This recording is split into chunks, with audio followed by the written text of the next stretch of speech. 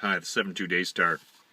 I don't know. I just wanted to ask a question. I have a question coming up. Just wanted to describe a brief encounter on the internet.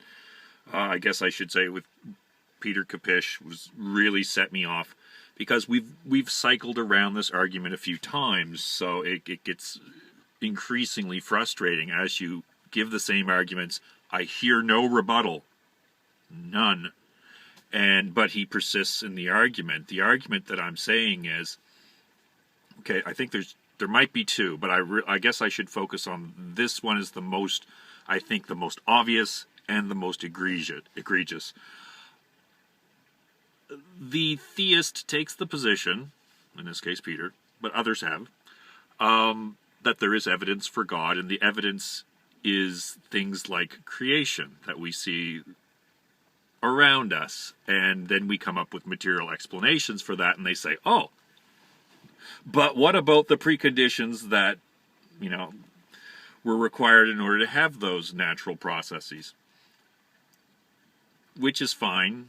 I guess you can always do that. That's what I would point out, and I have numerous times. You can always do that. If what you have on your side is unlimited and undefined, i.e. God in this case, or it could be fairies in another case, or magic in another case. But they have that same quality. They're not well defined. They're unlimited in some way, so you never really know when you've eliminated them as a possibility.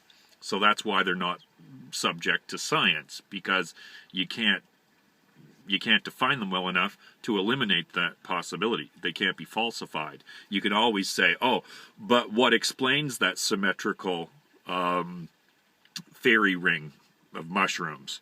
Oh, well, there's an underlying fungal structure on the ground. But what explains that? And how do you know that all fairy rings are accounted for by that mechanism? There still could be fairies causing fairy rings. You could always persist in that line of argument, and that's exactly what the theistic argument is you just keep on refining your argument until you say, well, that's what God is. It's that which we cannot get at through argument. And this is one of the worst ones. I guess the one that set me off was this. There's the claim made, there's just as much evidence for God, and is just as much evidence. The comparison was made to the multiverse hypothesis. If you're familiar with cosmology, it's a hypothesis that this may be just one universe of many. And he would say that's just as... So my question would be, how do you...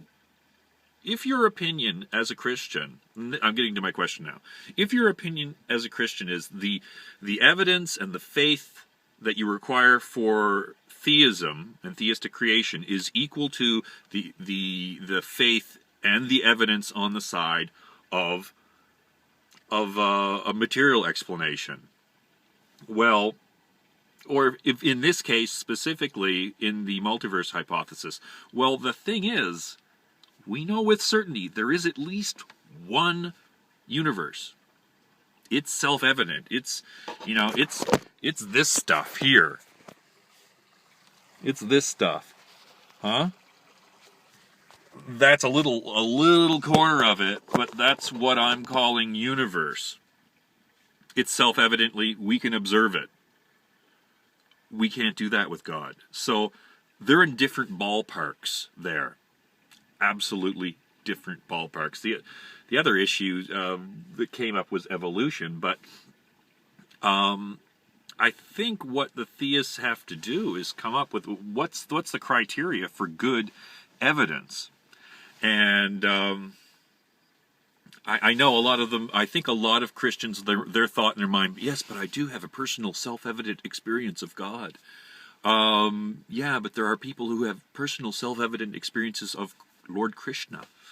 So I think you should really think about that. So what would be a rational criteria for evidence? I think what I've been getting on Mars Summit from Peter Capish, the host of that site, is I think an irrational